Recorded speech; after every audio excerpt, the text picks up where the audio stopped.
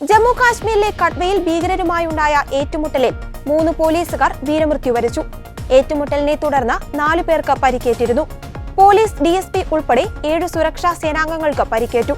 ഏറ്റുമുട്ടലിൽ 3 പാക് ഭീകരരെ സേന വധിച്ചു. കനത്ത വെടിവെപ്പ് നടന്ന വിദൂര വനമേഖലയിൽ ഭീകര സംഘത്തിലെ മറ്റ് 3 പേർക്കായി തിരച്ചിൽ ശക്തമാക്കി. ഏറ്റുമുട്ടലിൽ ഒരു ഭീകരനെ വധിച്ചിട്ടുണ്ട്. ഇതോടെ മരിച്ച ഭീകരരുടെ എണ്ണം 3 നിലവിൽ വൈകിയും പ്രദേശത്ത് ഏറ്റുമുട്ടൽ തുടരുകയാണ്.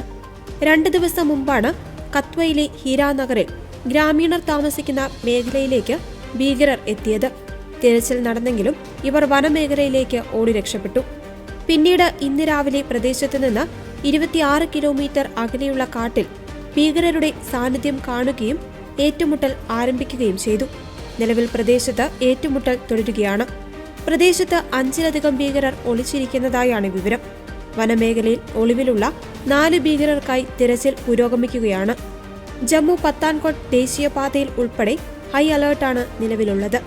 ഞായറാഴ്ച ജില്ലയിൽ സുരക്ഷാ സേനയുമായി ഏറ്റുമുട്ടിയ അതേ സംഘത്തിൽ നിന്നുള്ളവരാണ് കൊല്ലപ്പെട്ട ഭീകരർ എന്നാണ് നിഗമനം. 6ഓളം ഭീകരർ ഉൾപ്പെട്ട ഈ സംഘം പാകിസ്ഥാനിൽ നിന്ന് കടന്നതായാണ് സംശയിക്കുന്നത്. ഞായറാഴ്ച വൈകുന്നേരത്തോടെയാണ് ഭീകരരുടെ സാന്നിധ്യം തിരിച്ചറിഞ്ഞത്. അന്താരാഷ്ട്ര അതിർത്തിക്ക് സമീപം സാനിയൽ ഗ്രാമത്തിനടുത്തുള്ള വനത്തിലായാണ് ഭീകരരെ ആദ്യം കണ്ടത്. ഭീകരർക്ക് സഹായം നൽകിയതായി സംശയിക്കുന്ന 7 പേരെ ചോദ്യം ചെയ്യാനായി കസ്റ്റഡിയിലെടുത്തിട്ടുണ്ട്. ഹെലികോപ്റ്ററുകൾ, ഡ്രോണുകൾ, ബുള്ളറ്റ് പ്രൂഫ് വാഹനങ്ങൾ, സ്നിഫർ നായ്ക്കൾ എന്നിവയുടെ പിന്തുണയോടെയാണ് ഓപ്പറേഷൻ പുരോഗമിക്കുന്നത്. ജമ്മു കാശ്മീർ പോലീസിന്റെ സ്പെഷ്യൽ ഓപ്പറേഷൻസ് ഗ്രൂപ്പിന്റെ നേതൃത്വത്തിൽ പോലീസിന്റെയും സൈന്യത്തിന്റെയും അർദ്ധസേനാ വിഭാഗങ്ങളുടെയും പിന്തുണയോടെയായിരുന്നു ഭീകരരെ നേരിട്ടത്.